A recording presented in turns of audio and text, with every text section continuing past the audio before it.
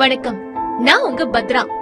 நம்ம கலைஞர் டிவில திங்கள் முதல் வெள்ளி வரை இரவு 7 மணிக்கு பூவே செம்பூவே நெடுந்தொடர பார்க்க ரெடியா இருங்க.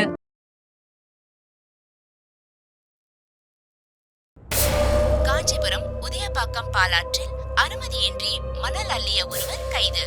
லாரி பறிமுதல் செய்யப்பட்டது. திருப்பதி சேஷாசலம் வனப்பகுதியில் செம்மரம் வெட்டிய 2 நபர்கள் கைது.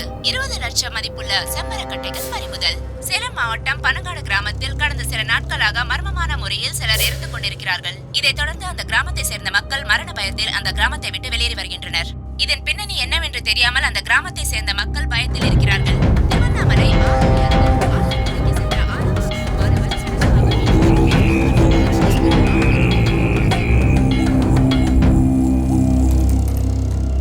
ஹாய் மை டியர் வியூவர்ஸ், அடுத்ததா ஒரு அமானுஷம் பத்தி பார்க்க போறோம்.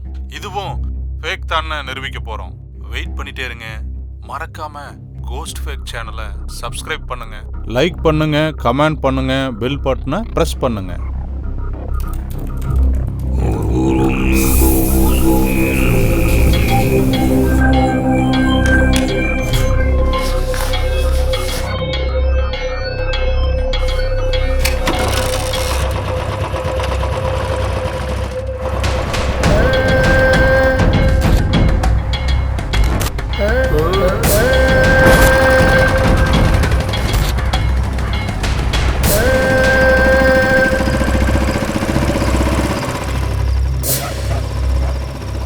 தம்பி போற வழியில அந்த முக்கில் இருக்கட்டு பாப்பா. பனங்காட்டுக்கு இன்னும் எவ்வளோ தூரம் போகணும்? பனங்காட்டுக்கா? ஆமாண்ணா, இன்னும் 4 மைல் தூரம் போகணும் தம்பி. என்ன விஷயமா போறீங்க தம்பி? அந்த ஊரை சுற்றி பார்க்கலான்னு போகிறேன். ஏன்பா இருட்டுக்கட்ட நேரத்தில் போறீங்களே, அந்த ஊரை பற்றி தெரிஞ்சு போறீங்களா இல்லை தெரியாமல் போறீங்களா? ஏன்னா பயப்படுறீங்க? அப்படி அந்த ஊரில் என்னதான் நடக்குது? ஏன்பா அந்த ஊரில் பேய் அடிச்சு 7-8 பேர் செத்து போயிருக்காங்கப்பா. பகல்லே யாரும் தனியாக போக மாட்டாங்க. சாயங்காலம் 6 மணிக்கு மேலே கதவை அடைச்சிட்டு யாரும் வீட்டை விட்டு வெளில வர மாட்டாங்க. அது தெரியாமல் சுற்றி பார்க்க போகிறேங்கிறீங்க? பேய் அடிச்சுதா?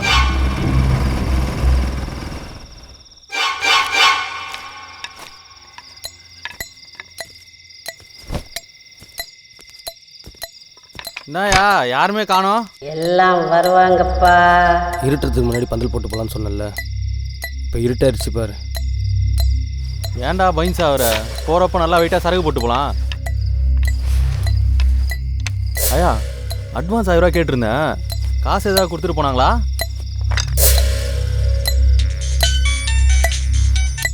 ஹலோ, பந்தல் போட வர சொல்லியிருந்தேனே, எங்கே பாருங்க? பந்தல் தானே போட்டுட்ருக்கேன். ஆயா கூட வீட்டு வெளியே தான் உட்காந்துட்டு இருக்காங்க. எங்கள் வீட்டில் ஆயெல்லாம் யாரும் இல்லைப்பா, வீட்டுக்கு வெளியில் தான் உட்காந்துருக்கேன். சீக்கிரம் வாங்கப்பா.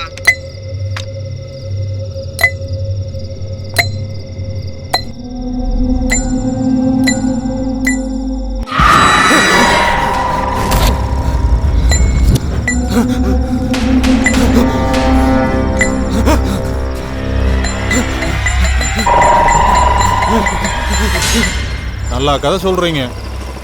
கதை சொல்கிறேண்ணா, பார்த்து பத்திரமா போங்க தம்பி.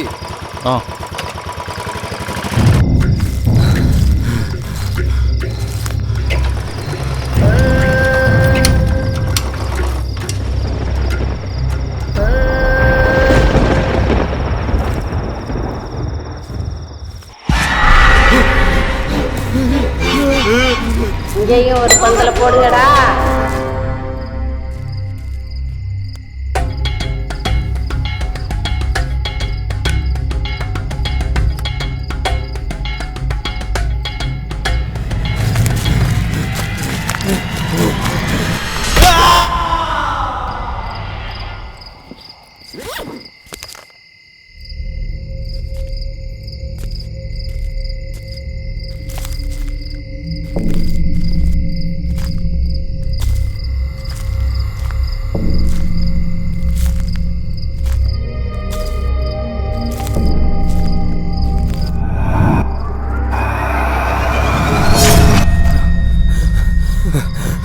யாரோ 2 பேர் எங்களை துரத்துறாங்கண்ணா.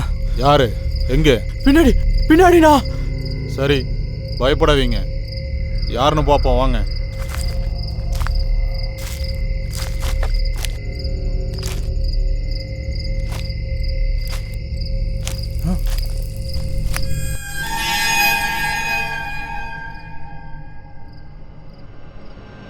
பேய்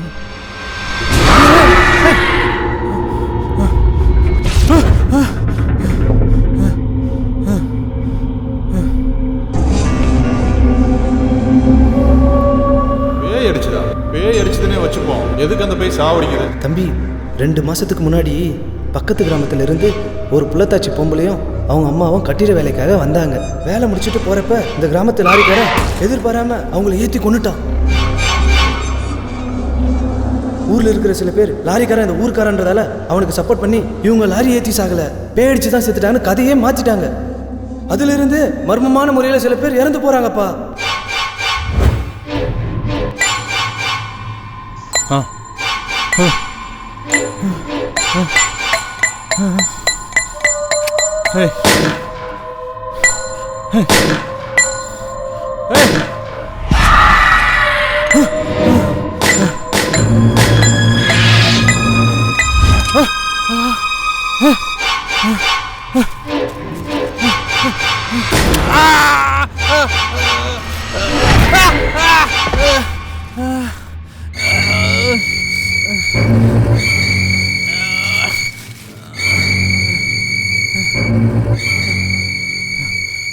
நான் இங்க நடக்கிறதெல்லாம் பொய்யை நிரூபிக்கத்தான் வந்தேன்.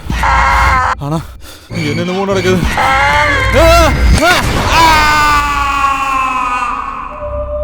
மீண்டும் மர்மமான முறையில் பனங்காடு கிராமத்தில் 3 பேர் இறந்து கிடந்தார்கள். அதில் ஒருவர் பிரபல ghost fake YouTube creator Ramu அவர்கள் ஆவார்.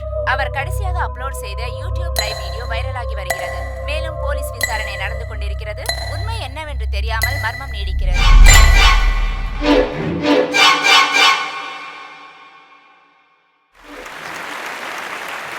சுரேந்தருடைய ஹாரர் படத்தை பார்த்து முடிச்சாச்சு. இந்த படத்தை உங்க அப்பாவுக்கு போட்டு காமிச்சிங்களா? போட்டு காட்டினேன். ஓகே, என்ன கமெண்ட் சொன்னாரு? அவர் வேறமே எதிர்பார்க்குறாரு போலுக்கு, அதனால் பெருசாக ஒன்று சொல்ல நான் நல்லா இருக்குனாரு.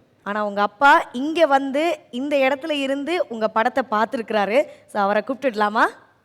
மழைக்காகத்தான் வேகும் அடகலைக்காகத்தான் வீடு இது கலந்தாடுவோம். வணக்கம்ப்பா. அந்த அட்டையர்லயே நீங்க வந்து பக்கா சினிமா ஆள் அப்படின்றது தெரியுது. அந்த கேப்பா இருக்கட்டும் அண்ட் அதென்ன அது கிளாப் போர்ட்லாம் வச்சிருக்கீங்க, நீங்க யூஸ் பண்ணதா இல்லை எப்படி? ஆமாம், நான் படம் எடுத்தது மேடம். Okay fine. ஸோ உங்களுடைய எக்ஸ்பீரியன்ஸ் இன் சினிமா அதை பற்றி சொல்லுங்க. 1988 வந்தோம் நாங்கள். ஓ, அப்போ இருந்து தான் ஒர்க் பண்ணிட்டு இருக்கோம். ஓகே. நடிகர் பிரேம் சார் கிட்ட ஒரு 5-6 படம் ஒர்க் பண்ணிருக்கிறேன். ஓகே. அர்ஜுன்ட்ட வந்து ஜெய்கந்த் கர்ணா பண்ணிருக்கிறேன். ஓ, வெரி நைஸ். ஆமாம். ஓகே. ஸோ உங்களுடைய பையன் இப்போ அதே மாதிரி உங்களுடைய கனவோட இப்போ வந்திருக்கிறாரு. அவருக்கு நீங்கள் என்ன சொல்ல விரும்புறீங்க அண்ட் இந்த படத்துக்காக? இல்லை, நல்லா பண்ணுவோம் அப்படின்னு எனக்கு ஒரு நம்பிக்கை இருக்குது. அதை நம்ம லட்சியத்தை பையன் பண்ணுவான்னு ஒரு நம்பிக்கை இருக்குது. Okay fine. ஸோ அப்படியே நம்ம வந்து சார் கிட்ட முதல்ல கமெண்ட்ஸ் கேட்டுடலாம். ஓகே, அருண்ராஜா உங்களுடைய கமெண்ட்ஸ். நல்லா இருந்தது படம், பிடிச்சிருக்குன்னு சொல்கிறேன். மியூசிக்லேருந்து எஃபெக்ட்ஸ்லேருந்து எல்லாம் ஆட் பண்ணியிருக்கீங்க. நைஸ் அட்டெம்ப்ட், நல்லா இருந்துச்சு. Thank you sir. Thank you sir. So இப்போ நம்ம அப்படியே ஜட்ஜஸ் கிட்ட கமெண்ட்ஸ் கேட்டுடலாம். சேரன் சார் உங்களுடைய கமெண்ட்ஸ். நல்லா இருந்தது உங்கள் பையனோட படம். சரி சார். இன்னும் கொஞ்சம் சில முயற்சிகள் கொஞ்சம் நல்லபடியாக பண்ணணும். சரி சார். சரி சார். ஏன்னா இது ஒரு பேய் படம் தானே? ஆமாம் சார். ஆமாம் சார். நான் சிரிச்சுக்கிட்டே பார்த்தேன். ஓ, அதான் அந்த பயம் இல்லை சார், நான் சொன்னேன். அந்த பயம் இல்லாமல் இருந்தது. ஏன் அந்த பயத்தை வந்து படம் பார்க்கும்போது ஏற்படுத்தணும். கண்டிப்பாக சார். அந்த படம் பார்க்கும்போது அந்த பயத்தை ஏற்படுத்தாமல் உங்களோட டேக்கிங்ஸு நீங்கள் அது காட்சிப்படுத்தின விதங்கள்லாம் ரொம்ப பூவராக இருந்தது.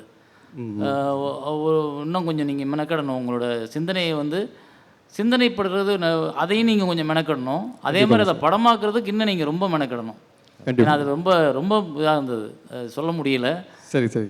கஷ்டமாக இருக்குது. ஏன்னா நீங்கள் உங்கள் அப்பா வேறு கூட கூட்டி நிப்பாட்டியிருக்கீங்க. அவருடைய கனவை நீங்கள் தான் நிறைவேற்றணும் இல்லையா? இப்போ அவர் ஜெயிக்க முடியலன்னு ஒரு வருத்தப்படுறீங்க. ரொம்ப நாள் போராடிட்டு இருக்காரு. அந்த இடத்த வந்து அட்லீஸ்ட் அவர் முன்னே முடியலைன்னா நம்மளால் அதை முடிச்சு காட்டணும்னா அப்போ அதுக்கு எவ்வளோ பெரிய எஃபர்ட் இருக்குது, கூடுதல் எஃபர்ட் போடணும். யாராவது ஒருத்தர் லைஃப்பில் ஜெயிச்சிடணும்ல. ஸோ நீங்கள் ஜெயிச்சிடணும். கண்டிப்பாங்க சார். ஐடியா? கண்டிப்பாங்க sir. Next time. Thanks sir. Okay, Vetrimaaran sir உங்களுடைய கமெண்ட்ஸ். முதல்ல எனக்கு இந்த கதையில் தோன்றுறது என்னென்னா, இந்த கதையினுடைய அணுகுமுறை வந்து கொஞ்சம் பழைய தன்மையில் இருக்குது. அதாவது அணுகுமுறைனா இந்த ஃபியர் க்ரியேட் பண்ணுறதுக்கு நாம் யூஸ் பண்ணுற யுக்திகள் இருக்கு இல்லையா, திடீர்னு துப்பாக்கி திரும்பி அவனுக்கு நேராக நிற்கிது, இது இந்த மாதிரியெல்லாம் வந்து ரொம்ப நான் சின்ன பையனாக இருக்கும்போது பார்த்த படங்களில் தான் அப்படியானதெல்லாம் இருந்தது. இப்போ நிறைய மாறிடுச்சு. கதையாகவே எனக்கு இதுக்குள்ளே ஒரு இது என்ன இருக்குன்னா, ஃபஸ்ட்டு வந்து ஒரு எப்போதுமே இந்த பேய் கதைகளுக்குள்ளே ஒன்று இருக்கும். அது என்னென்னா, ஒரு பேய் பழி வாங்கிக்கிட்டே கொலை பண்ணிக்கிட்டே இருக்கும். ஏன் கொலை பண்ணுச்சுன்னா அதுக்கு ஒரு பரிதாபகரமான ஒரு கதை இருக்கும். அந்த கதைக்கு ஒரு முடிவு இருக்கும். அந்த முடிவு இது நான் நார்மலாக இருக்கிறத சொல்கிறேன். இப்போது இதில் ஒரு கதை இருக்குது, அது போலவே ஒரு பரிதாபமான ஒரு கதை இருக்குது. அந்த கதை என்னன்னா, 2 பேர், ஒரு தாயும் மகளும், ஒரு ஒரு ஒரு கர்ப்பிணி மகளும் ஒரு விபத்தில் இறந்து போகிறாங்க. அதை வந்து அந்த விபத்தை மாற்றுறாங்க. அதுக்கு அந்த ஊர் விலை கொடுக்குது. இப்போ அந்த ஊருக்கு வெளியே இருந்து போகிற 3 பேர் ஏன் சாகணும் இந்த கதைக்குள்ளே? அது வந்து அந்த ஊர் பழங்காடு பயம்தான், அந்த மாரி தான் ரெடி பண்ணியிருந்தது. இல்லை நான் கேட்குறது அந்த ஊர் பயம்தான், நான் இல்லைன்னு சொல்ல. இப்போ இந்த வெளியூரில் இதுக்கு சம்மந்தமே இல்லாமல் ஊருக்குள்ளே போன 3 பேர் ஏன் சாகணும்? இல்லை, ஊருக்குள்ளே என்கிட்ட இருப்ப பேய் இருக்கிறப்ப அது யாராக இருந்தாலும் அது சாவடிக்கிற மாதிரி தான் நான் பிளான் பண்ணியிருந்தேன் சார். காரணம் அது அவங்க இல்லை அது ஓகே. ஏன் அது யாரை வேணால் சாவடிக்குது? இந்த ஊர் மக்களுங்கிறதுனால இந்த ஊரில் வரீங்க எல்லாமே ஊர் மக்கள், அந்த மாதிரி ஒரு. அப்போ உங்கள் பேய்க்கு புரிதல் இல்லை, அந்த மாதிரி பயம் அப்படி இல்லை. இல்லை என்னென்னா, நீங்கள் பேயை வந்து அட்வான்ஸாக கொண்டு வந்துட்டீங்க. அவர் என்ன பேய் அந்த காலத்தில் உட்கார வச்சுருக்காரு.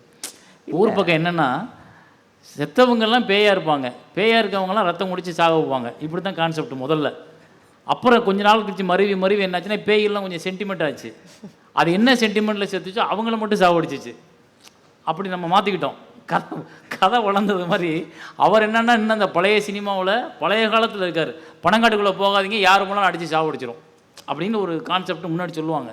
அதிலே இருக்கார் அவர். அதை சினிமாவுக்கு நீங்கள் மாற்றலை. அதை இது வந்து பழைய பாட்டி கதை, அதுதான் அவர் சொல்கிறார். அது சினிமாவுக்கு மாற்றும் போது அதுக்கு ஒரு காரணம் இருந்தால் அந்த பேய் மேலே நமக்கு ஒரு பயமும் ஏற்படும், ஒரு காரணம் இருக்கும்போது நியாயமாகவும் இருக்கும். எண்டில் வந்து எப்போதுமே எண்டில் ஒரு ட்விஸ்ட்டு தேவை. ஒரு நான் எப்போதும் சொல்ல ஒரு ஷார்ட் ஸ்டோரினா ஒரு நரேஷன் இருக்கும், ஒரு பாயிண்ட் வரும், அங்கே ஒரு பீக் போகும், அது கிளைமேக்ஸ் அப்படின்னு பார்க்கும்போது எண்டில் ஒரு ட்விஸ்ட் இருக்கும். ஒரு ஓ ஹென்ரியோட ஷார்ட் ஃபில்மோ, அது ஷார்ட் ஸ்டோரிஸோ, ஒரு மாப்பர்சனோட ஷார்ட் ஸ்டோரிஸோ, அதிலலாம் அந்த ட்விஸ்ட் இருக்கும். அதுதான் ஒர்க் ஆகும். ஸோ எனக்கு இது ஒர்க் ஆகலை. சாரி. ஓகே, ஸோ எப்போதுமே வந்து நம்ம ஜட்ஜஸ் கிட்ட கமெண்ட்ஸ் கேட்கும்போது கண்டஸ்டன்ஸ் மட்டும்தான் இருப்பாங்க. இப்போ அப்பாவும் கூட இருக்கிறாரு. ஸோ அதனாலே உங்களுக்கு வந்து அந்த சீரியஸ்னஸ் என்ன அப்படின்றது தெரிஞ்சிருக்கும் அப்படின்னு நினைக்கிறேன். இதே மாதிரி அடுத்த ரவுண்டில் நீங்கள் நல்லா பெர்ஃபார்ம் பண்ணும். ஓகேவா?